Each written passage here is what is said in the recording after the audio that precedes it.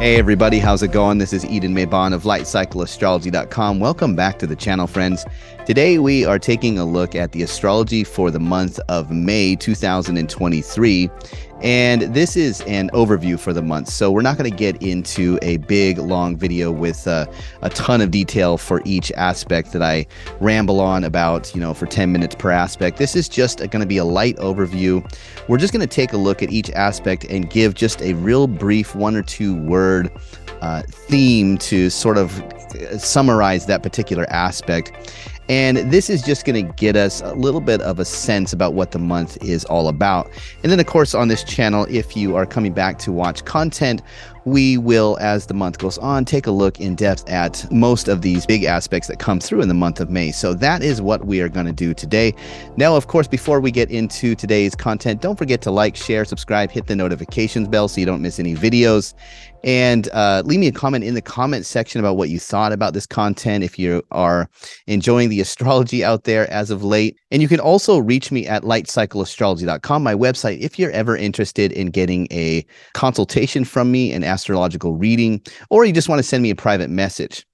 So with housekeeping out of the way, let's jump into the astrology for the month of May, an overview that we're taking a look at today. Now, right off the bat, in my humble opinion, this is definitely the heavyweight contender of the year as far as months go in terms of big, powerful astrology. So there might be, another month that rivals this month, but my money is betting on this month being absolutely at the top of the board for intensity and just powerful astrology that is coming through.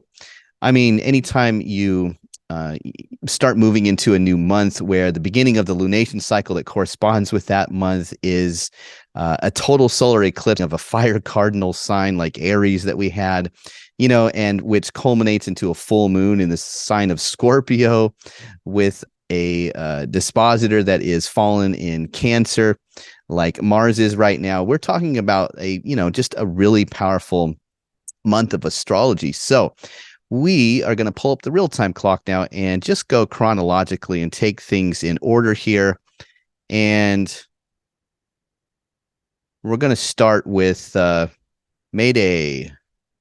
I wonder, that's almost like a, is that a pun or is that touche or whatever they call that when there's like a double meaning, but May Day, right? So I guess you could say that this is apropos for the big astrology of the month of May, is that we're starting off by, basically calling May Day. So the first thing that happens in the month is, we've already had the total solar eclipse come through right around the 20th of April. So we're into the lunation cycle already for the month. So you can see here's the moon in Virgo, and we've got about 4 days from the beginning of the month to get to that full moon culmination. But right now we're starting off with a big powerful thing. Let me get my annotation going here. A big powerful moment for Mercury here. You can see here is Mercury and the Sun both at 11 degrees of Taurus, and Mercury is still going retrograde. So this is the part in the cycle where we're reaching that halfway of the retrograde cycle for Mercury, making that conjunction to the Sun, right? And so this is happening May 1st. So after this point, Mercury is reborn as the morning star. And that is the moment where things become clear. So the basic theme that I have for this particular Mercury cazimi moment on May's Day is clarity in what you want, because it's happening in a Venus-ruled sign, and Venus often relates to some sort of sensual, pleasurable goal or ambition that we see for ourselves in terms of what we want for our lives. Taurus is a very steadfast sign that trods very slowly to what it wants. So this cazimi could be the moment where clarity comes in for what you want. So that's what we're going to suggest for this particular aspect that it's going through. Now, remember, these are just light interpretations that we're going to get into more deeply as the month goes on. But that's how we begin our month. And then if we roll the clock forward to, we're going to go to May 4th here. And we are going to see that there is a square forming between Venus and Neptune. So here's Venus, and we're looking at this square right here, Venus and Neptune square. So the theme that this is portending to, I think, is overwhelmed by different wants. And also, I think you could throw in there maybe a part 2 of that theme, which could be something revolving honesty or dishonesty around love, right? We're talking about Venus as the goddess of love, but she's running through a double-bodied sign. So there could be these choices between what we want, or there could be like a plethora of desires that are sort of all hitting us all at once. And remember, Neptune in the ancient world was the original god of wells and freshwater. So Neptune has had this evolution in his mythology, a lot like water, where he just spreads. First, he was a god of wells, and it was wells and lakes, and it was wells, lakes, and rivers that ran to the ocean. Then it was the ocean. Now he's a planet in outer space, and it's like the cosmic ocean. So that sense of Neptune flowing out, there could be an overwhelming of different wants that flows like water.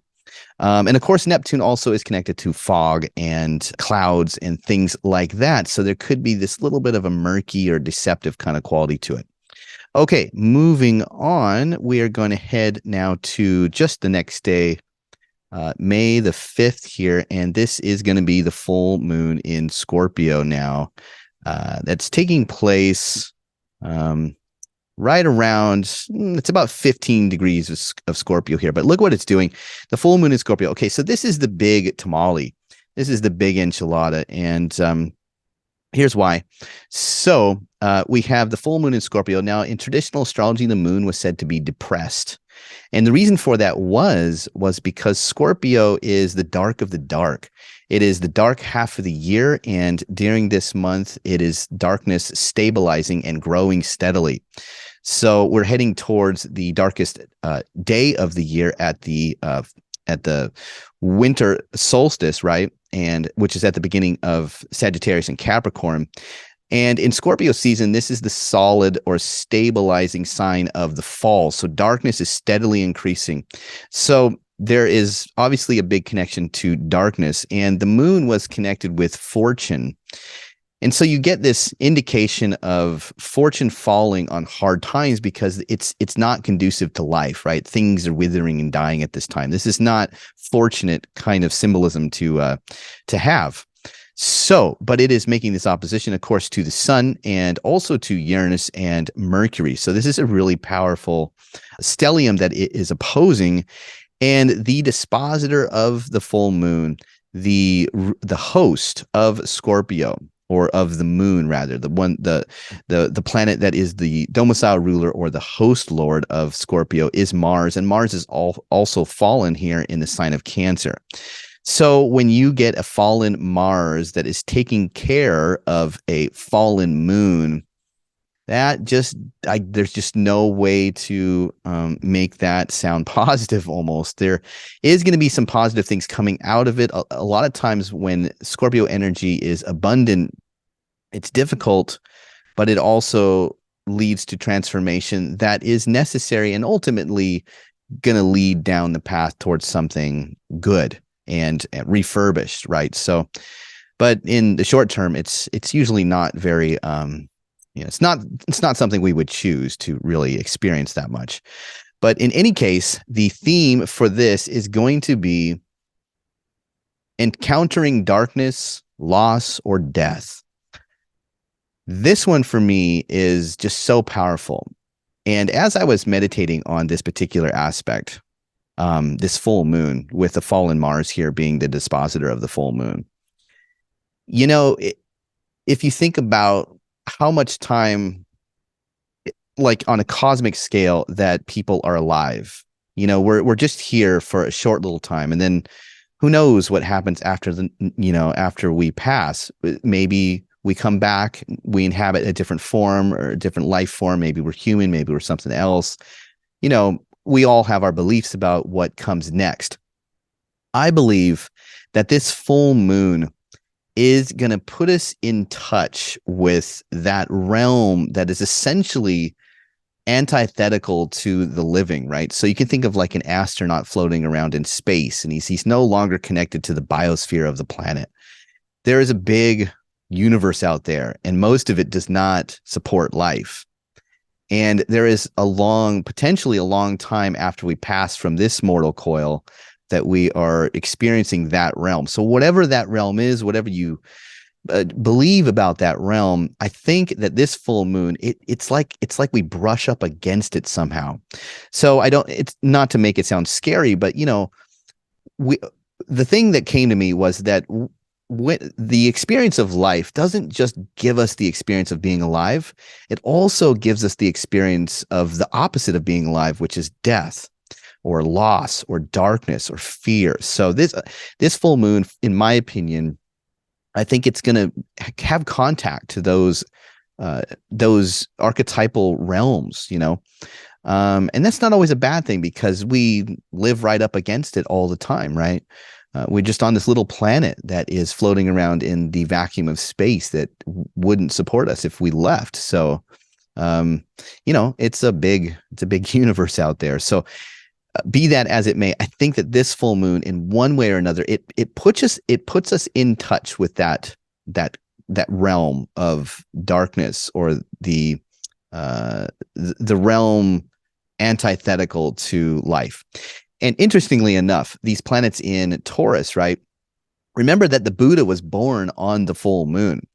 So in one sense, he's sitting underneath the Bodhi tree in the garden and he's meditating, but he's having to battle all of these demons of desire. So there's this almost Buddha theme with this, but basic theme is going to be, for me, encountering darkness, loss, or death for this. All right, so I spent a little bit more time on that one just because this is such a powerful one. Okay, well, let's move on now to May the 7th, and this is going to be Venus entering Cancer on this day. So that is just an interesting ingress, right? We have Venus moving out of Mercury's temple into the moon's temple. So it's a big change, right? Venus in Mercury's sign is like is it sapiosexual, the person that is attracted to intelligent, flowing, conversational, kind of witty things, and then this is moving into much more of a soft, watery, feminine, gentle, nourishing place. So that's interesting. And my theme for this is wanting home, loving comfort, right? Venus is coming home, so to speak. Okay, now let's go to May the 9th. And on May the 9th, this is going to be the Sun conjunct Uranus aspect that forms in the sky. So right there at 18 degrees of Taurus, the Sun and Uranus reset the synodic cycle for Uranus. And my theme for this is going to be seeing potential and chaotic pursuits. So Uranus was the sky god. And before Saturn came along and castrated him, the mythology says that Uranus locked the Earth together. And this was before the sky would rotate or before there was time.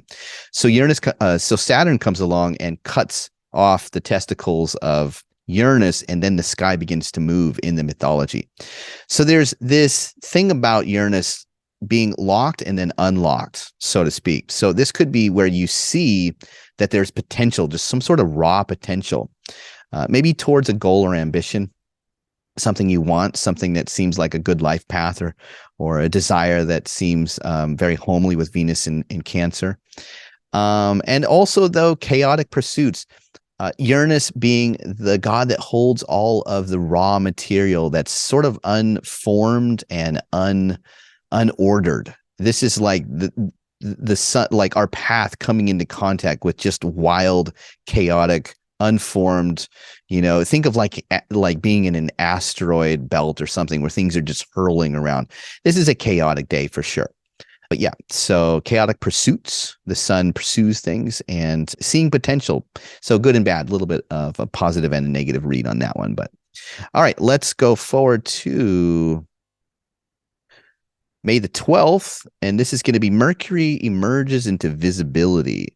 So this is the part of the cycle where you Mercury is still retrograde here, but you can see that the sun is at 20, almost 22 degrees in Taurus, and here is Mercury at 6 degrees. Now he's still going backwards, but there is this, there's about a 15-degree separation here between the sun and Mercury.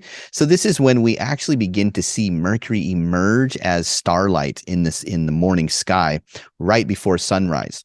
And that indicates symbolically a time where mercurial things become easier to do. So communication, technology, writing, articulation, arguments, everything that involves that mercurial kind of archetype improves by this point. So this is where Mercury is recovering and improving within this Mercury retrograde cycle.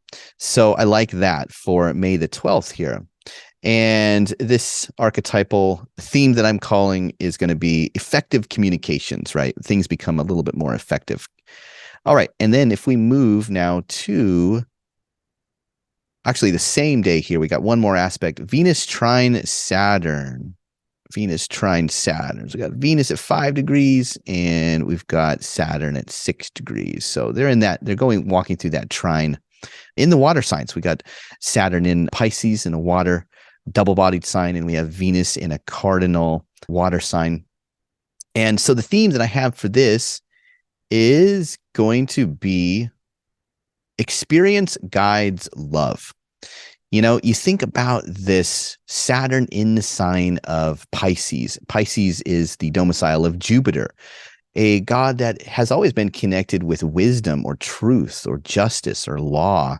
And then you have Saturn, who can be a little bit of a rascal here. He can be rebellious, but he can also be that sort of wise old parent or, wise elder that is trying to give you some kind of support, right? Because we're talking about a trine. So there's something supportive. It's like, it's like having a good talk with grandpa, and he says, if you're wondering about what to do with a relationship, maybe this is my advice, or this is what has worked out with me, or, it could be anything. It doesn't have to be relationships, but we are talking about Venus. So it will be something aesthetic or beautiful or desirable or attractive or relational, but there's this sense in which there's sort of experience that guides love. So that's the theme that I have for May the 12th with this aspect between Venus and Saturn. All right, now let's move forward to May the 15th. And we are going to get Mercury turning direct here. So you can see the station right there. Here's Mercury. So this is another chapter in the story of this Mercury retrograde, where now Mercury is visible. He's been reborn past the cazimi moment, right? We can see him in the sky. He is, by this point, beginning to slow down, and he's going to start to head forward after this point. So this is great news for Mercury. He's just improving by degrees as time goes on pretty quickly here. And this is going to be applied ideas. That's the theme for this one, is whatever has been ruminating or been percolating and has been rendered and clarified, those theories now typically this is when you see the point at which you try to apply them. So this is going to be applied ideas here. So first, communication gets better a few days before this, and it's like the mental juices are going again, and you're like, yeah, okay, let's do something about this, right? I think we can try this out. So applied ideas is going to be the theme for this Mercury station on May 14th. So if we move right along to, or excuse me, this is May 15th. Well, 14, 15, it's sort of slowing down here. Okay, so also on May the 15th, the same day that Mercury stations, we've got a trine between Venus and Neptune. So we had that trine between Venus and Saturn on May the 12th, and just a couple of days later, we've got Venus is moving really quickly through the sign of Cancer here, and then begins to make that trine to Neptune. So nourishing waters, this is what I'm calling the theme for this. You've got Venus at home in the moon's temple, and she just wants to be nourished and comforted and just surround me by beautiful pleasurable things that are soft and gentle. And then here's Neptune, also in a water sign, right? And Neptune is the god of fresh waters from antiquity. So I just think that this is a time where this might be the best, day to just take a bath, or nourish yourself with water, drink lots of water. I don't think that this has to be anything super, super deep, although it might be, waters run very deep. So this could be a lot of emotional catharsis that is flowing out at this moment that has something to do with a relationship or with a situation with family or something like that. But I think that overall, this is just the nourishing waters, whether that's emotional or physical, going to swim in the ocean if you live near an ocean, or taking a bath, something like that is going to be really conducive to your emotions on this day. So this is a good day to do something positive with water. Okay, so now let's go to May the 16th. May the 16th, we've got Jupiter enters Taurus and squares Pluto. So this is also a tremendously big aspect. This is one of the reasons I was saying that this month is so potent and powerful. So there's Jupiter entering the sign of Taurus out of the sign of Aries. So on the one hand, this is really good because, you're talking about Jupiter, you're talking about a planet that in ancient astrology was said to be the greater benefic, the planet that signified or represented things that were extremely fortunate or positive. And it's moving out of a sign that was ruled by a malefic, right? Mars was kind of a war god. So he's kind of a malefic guy in the ancient world. And Jupiter is moving into a Venus ruled sign. So this is a really big transition for Jupiter, and one that is very interesting. Now, if it was just Jupiter moving into Taurus, I would think that this would be such a great feeling transit to come through. But what makes it extra complicated is that you get at the same time, of course, that Jupiter is entering this fixed or solid sign, we have, Saturn, this god of the underworld, the god of Hades, right? Making this square to Jupiter, because any planet that enters at the beginning of a sign that has visibility to the whole sign of Aquarius is going to run through an aspect with Pluto now that Pluto is in Aquarius. So that's a big one. And then you can see that a couple days later here, look, Mars is about to enter Leo and make an opposition. And then both of them are going to be in square between Mars and Jupiter. So this is part of what makes the month just so potent is these couple of aspects, alongside the total solar eclipse that began the lunation cycle, the full moon in Scorpio. It's just a big, powerful month for some of these explosive transits. And this is definitely one of them. So what are the themes we could say about Jupiter entering Taurus, Venus's temple, but also making that pretty powerful square back to Pluto? Well, there are two ways to look at this. One way that you could look at this is that Pluto was the god of the underworld, and it was the underworld that brought regeneration and held all of the valuable riches of the soil. The ancient people, they would plant seeds in the soil, in the ground, and there was believed to be this power of Hades that sort of had this amazing potential to grow or regenerate things, right? Things fell off the tree and decomposed it, and then you could plant stuff in there. And so the realm of Hades has this rich, rejuvenating, powerful force to it of life, but it also has the power of destruction, like volcanoes and earthquakes. So this is a little bit of a mixed bag here. The theme that I'm calling for this is reconstructing stability. Why? Because Jupiter is moving into a solid sign as well. So he's moving out of that cardinal sign of Aries into a solid or fixed sign. So Taurus is the middle of the spring season, and these solid signs take the beginning of the season and they stabilize them, they sustain them. So Jupiter is looking for something to become more stable, and Jupiter likes to put things together. He likes to make societies ordered through law or religion, right? So he likes to make things cohesive and put them together and make them ordered and make them temperate for life to be possible and thrive. So this is an interesting one because we get possibly the the reconstruction of stability. But we also get the hard edges of society intruding on your spiritual garden sort of essence. So it's a little bit poetic, this one, but you can imagine here is this sort of almost like political Pluto in Aquarius here, the sign of the humanitarian, and Pluto in Aquarius is all about the society. So I sort of wonder if this is just an energy that, like, Jupiter moves into the garden and we're just like, we would be floating in this beautiful springtime garden with abundance and good fortune and luck and positive feelings and all this wonderful stuff. But then there's this tension with the society, or the darker, seedy, disruptive, subterranean, powerful regeneration thing happening in the world outside of our garden that sort of seems to want to intrude. So there's some tension there with that, I think.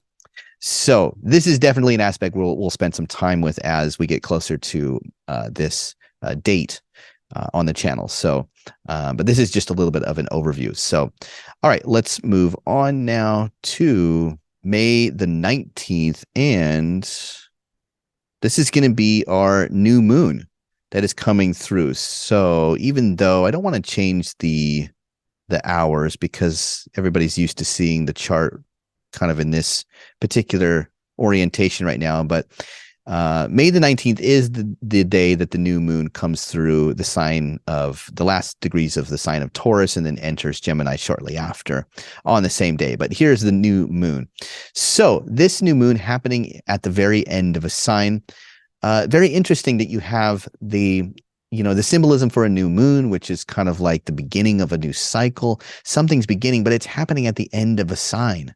So that's pretty interesting. So the theme that I'm sort of describing this with is a new cycle of flexibility, right? It's happening at the end of Taurus. So Taurus is that solid, stable sign, and Mercury is all about being flexible and running on different things and doing different ideas. Like, it's like flex fuel, idea. So it's like this new moon, it's a new seed. It happens at the end of Taurus. I think it's an omen that says, things are stable, but only for a little while longer. The cycle really is about being, transitioning towards a more flexible position or degree. So I think that is the basic theme that we could say for this new moon at the end of Taurus on May 19th here. All right, let's go ahead and move the clock forward to May 20, just the next day. We've got Mars entering the sign of Leo. I'm pretty excited about Mars in Leo. Well, first of all, Mars is getting out of its sign of fall, but it doesn't really, it's not like a welcome mat that gets rolled out when Mars moves sign. You can see there's an opposition here to Pluto. Jupiter is going to be both squaring Pluto and Mars. So this is like Mars goes into Leo guns blazing. Yeah. So Mars enters the sign of Leo on May the 20th and immediately begins making that opposition to Pluto. So that is really the powerful thing that we're looking at just for this particular day. And what is the archetypal theme we could talk about for this? Well, this is interesting. We could say that Mars and Leo could be about defending your autonomy or authority. The sun sign is all about that personal sovereignty or authority. It's sort of like, well, this is my life and I'm the center of my life. And I am transcendent because of my truth, and only I have this truth, right? Nobody can live in your experience but you. So that's valid. And Mars goes in there, and it's like there's the need to almost defend that. But there also could be releasing repressed energy against overbearing power, right? We could be more on the other side of this opposition, where maybe we're the Pluto character in the sign of Aquarius. Maybe we're joined up with the posse. We're the rabble that has to sort of go, whoa, to the man, right? The authority figure, the government, who seems to be taking more of like a martial or tyrannical kind of defensive position against us. So there's this tension. From a society standpoint, this is kind of what do they call that? It's like the explosives are ready to go off. A powder keg, that's what they call it, right? This is like a kind of like a societal powder keg. But of course, psychologically, we could be dealing with this inside. And of course, this could be apparent where we encounter people on either side of this just throughout this time of the month here, where maybe we feel like we have to defend the need for our own personal sovereignty against like a collective, against what we're trying to do or what we stand for. Or maybe it feels like there's just this really powerful authority, like a boss figure, or like a parent, or anybody, like a cop, that just really seems to be pretty caustic against our ability to just be living our lives in society. I could see either one. So defending authority, releasing repressed energy against overbearing power. This could be, if you're the Pluto character, it's like you're just living under the stress of like, man, the prices are going up, the gas prices, the economy, the food, like everything just like, and here comes the government saying, well, we're going to do this and it's going to make your life even harder. And this is the time where just like, boom, or it could be directed at anybody, like a boss, like I said, but I'm just trying to paint the picture a little bit for this kind of energy. Maybe it won't be that bad. Maybe this could be really cathartic and we could come back to a place where we understand exactly who we are for our own reasons, for our own sake. So this could be a time where we release something and we let go of things we're holding on to from the shadows. So it doesn't have to be bad, but it is pretty dynamic and explosive, I would say. All right, so let's move on now to May the 21st. The sun enters Gemini and trines Pluto. I am going to be really honest with you. For some reason, this aspect just baffled me. I don't know why. Usually, you just put some of the you just put the language together and it's not that hard. You've got the sun representing things like authority or leaders or purpose or ambition. And you have the sun entering Gemini, a Mercury ruled place. So the sun is going to filter through Mercury's archetype, right? So I'll give you the example that I came up with. The perfect example for me that I came up with for this aspect was actually this movie called Frost Nixon. I don't know if anybody has ever seen it. It's quite an old movie now, but this is the basic premise of the movie, or the plot of the movie, is that there is this sort of washed up, I think he's a game show host and he's kind of a journalist, but he's really like kind of falling on hard times. And I forget why, but he lands an interview with the then, ensconced ex-president, Richard Nixon. And I guess nobody had ever interviewed Nixon post Watergate. Like, this was the first time that Nixon allowed himself to be interviewed. You'll have to see the movie if you're interested in this. But anyway, Nixon is the Pluto character. He, you're talking about this character that is of the people, right? He was like a president. He was this dark, powerful, political kind of figure. And here comes the sun, who is in Gemini, this sort of more sparkly, like a writer or like a journalist that's kind of like a leader. And there's some prominence or being distinguished here. It's like Pluto makes the sun distinguished, but he does so by, granting him an interview that will make him sort of like a famous journalist after this point. But the support coming to the sun is kind of this darker societal, collectivist kind of ideological, shadowy energy. So it's like it's like Richard Nixon, giving support to the sun, and the sun is like a journalist that's now going to be distinguished as a distinguished writer, a leader among journalists because of this. So that is one example of this. So I simply called this the Frost Nixon archetype. But this could also be something like another theme could be writer's unblock. We've all heard of writer's block. Maybe this is writer's unblock. We're talking about two air signs. There's this deep cathartic energy that's coming from a very airy mental place that is giving support to the sun. So this is like writer's unblock. This is a great time to journal, to really pull out some of those deeper, emotional qualities that are sort of maybe lurking underneath, or it maybe even mental ideas that are inventive or somehow innovative. You pull them out and you're able to sort of think about them or do something with them.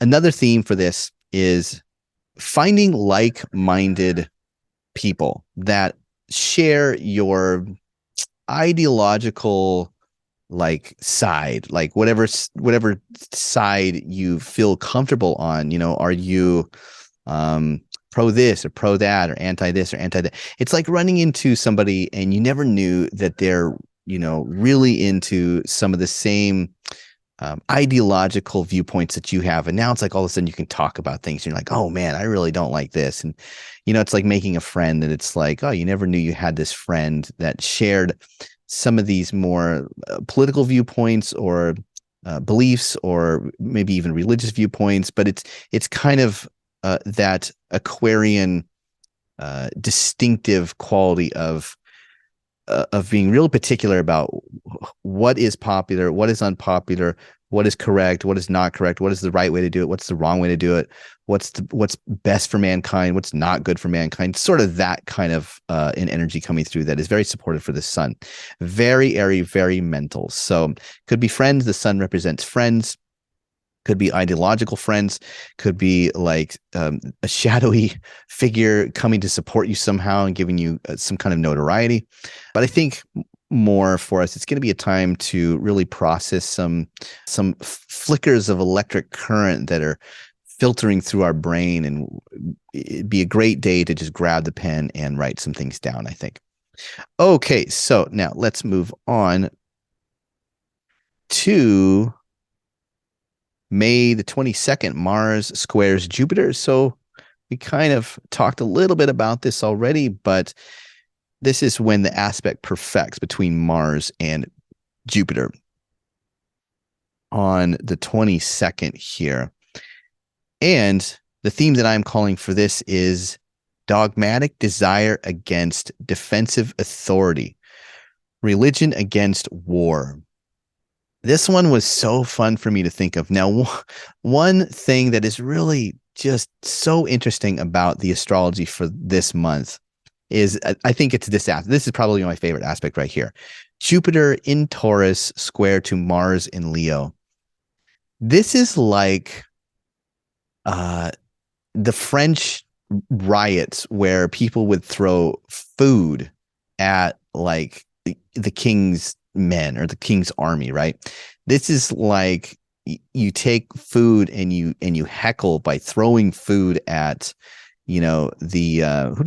those guards at Buckingham Palace, or like and I'll tell you where I'm getting this from. You have Jupiter, right, which is sort of the just or righteous moral figure, right? That's in a Venus ruled sign that has a lot to do with like abundance and peace and love and harmony and soft, stable kind of feminine energy.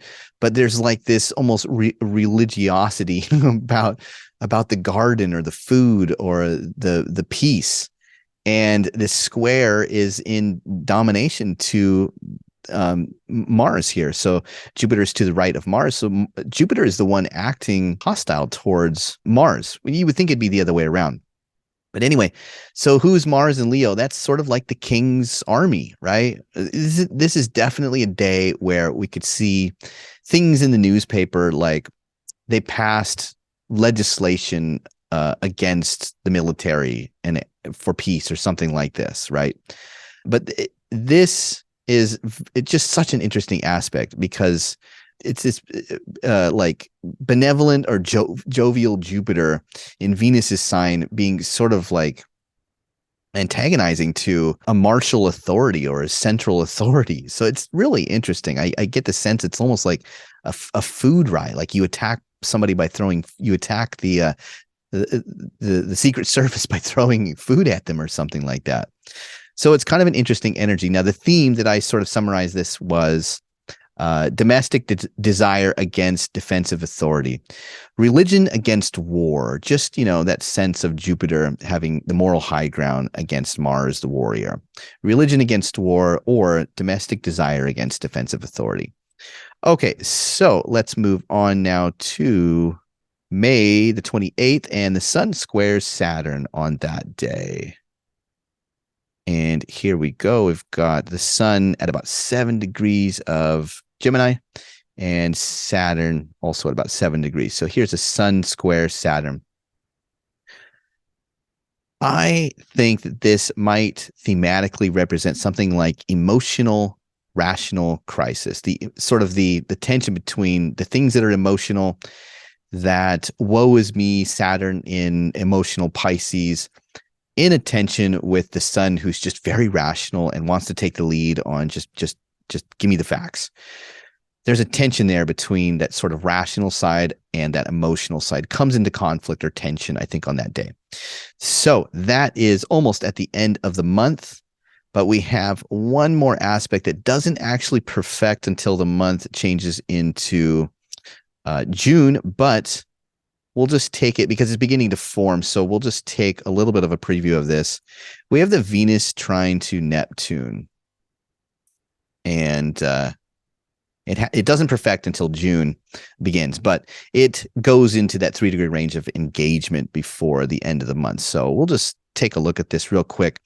The flowing waters of love at home. Venus is still in the moon's temple of the home and family and the hearth, and here is Venus receiving a trine from the water god in a water sign of Pisces. So this is sort of the harmony between love and water, or beauty and water. There's this flowing out. It's like your cup is overflow. It's just like this love of home or of family sort of like flows like water. It rises like a lake, or it flows to the ocean, and it's real connective somehow. So there's this like connective energy or unifying energy with this between Venus and Neptune that might be speaking to family or relationship or healing or something like that. So the flowing waters of love at home. Okay, well, that is all I have for today. Thanks so much, everybody, for watching. I hope you enjoyed this, and let me know what you think about the overview for the astrology. Of course, we will, as the month goes on, get into these aspects in detail here on the channel, so don't forget to come back and check out some of the aspects as they happen. But I'll be back again with another astrology video very soon. Thanks so much, everybody, for watching, and I'll see you soon.